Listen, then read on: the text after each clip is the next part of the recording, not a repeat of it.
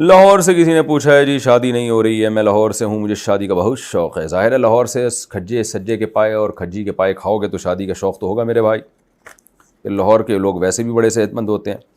کہتے ہیں جی میں لاہور سے ہوں، مجھے شادی کا بہت شوق ہے لیکن ہو نہیں رہی۔ ایسے بہت سارے لوگ ہیں جن کو بہت شوق ہے لیکن نہیں ہو رہی ان کی، تو آپ ٹینشن نہ لیں۔ کہہ رہے ہیں الٹا ڈپریشن کی طرف جا رہا ہوں، بہت مشکل سے 1 سال پہلے منگنی ہوئی تھی، گھر والوں کو کہہ کے تھک گیا ہوں، مجھے کوئی حل بتا دیں تاکہ میں میڈیسن کی طرف جانے سے رک جاؤں۔ اس زمانے میں جو گھر والوں کو سے کہہ کے شادی کرواتا ہے وہ بہت بڑا بے وقوف ہے۔ گھر والوں کو آج کل بیٹوں کی شادی میں تو سرے سے کوئی دلچسپی ہوتی نہیں ہے، تو اگر کوئی بیٹا چاہ رہا ہے کہ میرے ابا اماں میری فوراً شادی کر دیں تو ہاں 40 سال کے آپ ہو گئے ہو تو پھر فوراً شاید کر دیں، یا 45-50 تک کے ہو گئے ہو، بال سفید ہو گئے ہیں آپ کے تو شاید کر دیں، پھر فوراً کر دیں گے، اس بات کا امکان ہے۔ لیکن اگر آپ ابھی ینگ ہو، 20-25 سال کے ہو یا 18 سال کے ہو تو پھر ماں باپ نہیں کرتے، پھر اس کا طریقہ یہی ہے کہ آپ خود کر لیں، فری لانسنگ کے ذریعے کمائیں یا کسی اور طریقے سے ٹیوشن بچوں کو پڑھائیں، کسی بھی طریقے سے کمانا شروع کر دیں اور کوئی غریب لڑکی آپ کو مل جائے آپ شادی کر لیں۔ اس نیت سے کر لیں کہ جب پیسہ آئے گا تو پھر کسی مالدار سے بھی کر لیں گے۔ تو یہی ہوتا ہے میرے بھائی، اسی سے آپ کی ڈپریشن انشاءاللہ ختم ہو جائے گی۔ دوسری قسم کی ڈپریشن شروع ہو جائے گی لیکن یہ والی ختم ہو جائے گی۔ تو وہ والی ڈپریشن آسان ہے، اس کے لیے میڈیسن نہیں کھانی پڑتی۔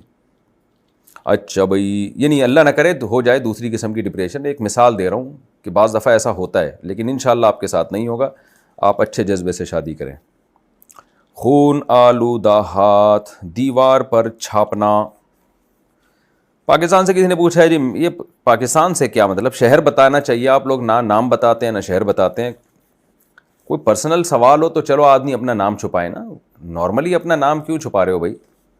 میرا سوال یہ ہے کہ قربانی کرتے ہوئے یعنی جانور کے گلے پر چھری پھیرتے ہوئے جو خون ہاتھ پر لگے، کیا اس خون سے بھرے ہوئے ہاتھ کو گھر کی دیواروں پر چھاپنے سے گھر سے شیطان دور رہتے ہیں؟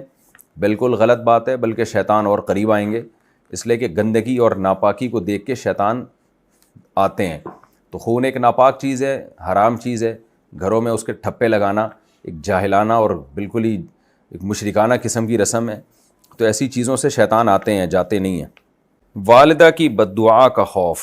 انڈیا سے کسی نے پوچھا ہے مفتی صاحب میری والدہ ہمیشہ میری کامیابی کے لیے دعا کرتی ہیں لیکن بعض اوقات وہ مجھ سے بہت ناراض ہو جاتی ہیں کیونکہ میں اعلیٰ تعلیم حاصل کر رہا ہوں، میرا ہر کام میرے موبائل پر ہوتا ہے، لیکن وہ سمجھتی ہیں کہ میں موبائل استعمال کر کے وقت ضائع کر رہا ہوں، اور جب میں بحث کرتا ہوں تو وہ مجھ پر لعنت بھیجتی ہیں تم کامیاب نہ ہو وغیرہ وغیرہ۔ کیا ایسی دعا قبول ہوگی؟ یعنی بد دعا قبول ہوتی ہے کیونکہ میں اس کی وجہ سے بہت افسردہ ہوں۔ دیکھیں آپ کوشش کیا کریں والدہ کے سامنے موبائل استعمال نہ کریں، حتی الامکان والدہ کی مرضی پہ چلنے کی کوشش کریں جہاں تک آپ کے میں استطاعت ہے۔ تو اس کے باوجود بھی والدہ بد دعا دیتی ہیں تو یہ غلط ہے، والدہ کو ایسا نہیں کرنا چاہیے، اور آپ اللہ سے دعا کیا کریں کہ اللہ والدہ کی بد دعا سے کے اثر سے مجھے بچا، کیونکہ ماں باپ کی بد دعائیں بھی بہت لگنے کا زیادہ امکان ہوتا ہے اور دعائیں لگنے کا امکان بھی زیادہ ہوتا ہے، تو احتیاط کریں اس میں۔ اپنی کوشش کے باوجود پھر مائیں اگر بد دعا دے رہی ہیں تو اللہ سے امید کی جا سکتی ہے انشاءاللہ وہ بد دعا نہیں لگے گی، لیکن آپ کی والدہ کو بھی سوچنا چاہیے، یا جتنی بھی مائیں ہیں، حدیث میں آتا ہے کہ خواتین جو جہنم میں جائیں گی اس کی ایک بہت بڑی وجہ ہے تکثرن اللعن، کہ لعن طعن بہت کرتی ہیں، بد دعائیں بہت دیتی ہیں۔ تو یہ صرف یہ آپ کے لیے خطرناک نہیں، آپ کی والدہ کے لیے بھی بہت زیادہ خطرناک ہے اگر وہ بد دعائیں زیادہ دیتی ہیں۔ ہر بچہ جس کی ماں بد دعا دیتی ہے نا بات بات پہ، تو یہ ماں کے لیے بھی آخرت میں نقصان کا سبب بن سکتی ہے یہ چیز۔ اللہ تعالیٰ پکڑیں گے کہ تم کیوں اولاد کو بد دعائیں دے رہے تھے، اور کیا اس نے ایسا کیا کر لیا تھا کہ جس کی وجہ سے تم اپنے جگر کے ٹکڑوں کو جو ہے وہ بد دعائیں دے دے کے ان کو جہنم میں ڈالنے کی کوشش کر رہی تھی۔